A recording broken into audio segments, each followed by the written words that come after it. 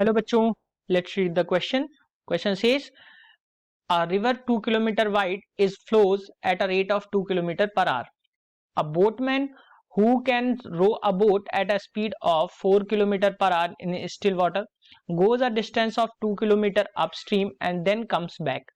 The time taken by him to complete his journey is first 60 minutes, second 70 minutes, third 80 minutes and fourth 90 minutes. बच्चों यहाँ पे बात करेंगे हम solution की. सॉल्यूशन में सबसे पहले हम देखेंगे की कॉन्सेप्ट को.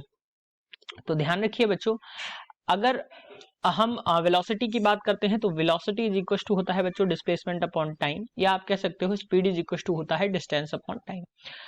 अब यहाँ पे अगर हम रिवर की बात करें तो रिवर की जो स्पीड है बच्चों, रिवर की फ्लो रेट जो है वो 2 किलोमीटर पर आवर की स्पीड से डाउन स्ट्रीम जो है वो बह रहा है.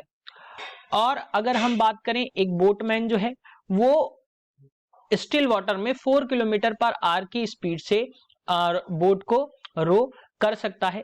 अब ये 2 किलोमीटर का डिस्टेंस अप स्ट्रीम जा रहा है. तो बच्चों अगर मैं बात करूं यहां से यहां तक का डिस्टेंस जो है वो मैंने ले लिया 2 किलोमीटर का डिस्टेंस है. तो बच्चों जब ये बोटमैन जो है ये बच्चों आगे की तरफ जाएगा, तो जब बच्चों ये आगे की तरफ जाएगा तो ये 4 किलोमीटर पर आवर की स्पीड से ऊपर की तरफ जा सकता है, लेकिन 2 किलोमीटर पर आवर की वेलोसिटी से इधर की तरफ वो वापस की तरफ चला जाएगा. सो बच्चों अगर मैं रिलेटिव वेलोसिटी की अगर यहाँ पे बात करूं तो रिलेटिव वेलोसिटी जो हमें मिलेगी 4 माइनस 2 यानी कि 2 किलोमीटर पर आवर की रिलेटिव स्पीड से ये ऊपर की तरफ जाएगा.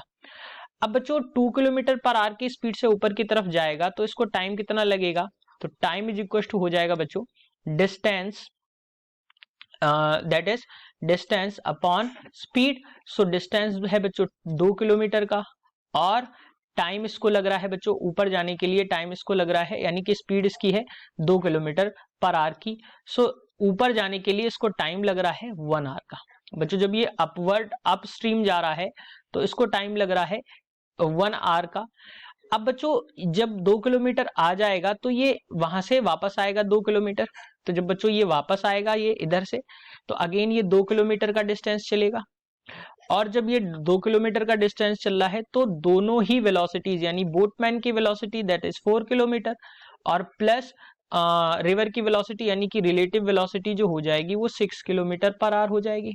यानी कि अब की बार जो डाउन स्ट्रीम के लिए टाइम लगेगा तो मैं यहाँ पे लिख देता हूँ डाउन स्ट्रीम के लिए जो बच्चों इसको टाइम लग रहा है वो लग रहा है, यहां से मैं लिख देता हूं डिस्टेंस जो है वो है 2 किलोमीटर और स्पीड है बच्चों 6 किलोमीटर.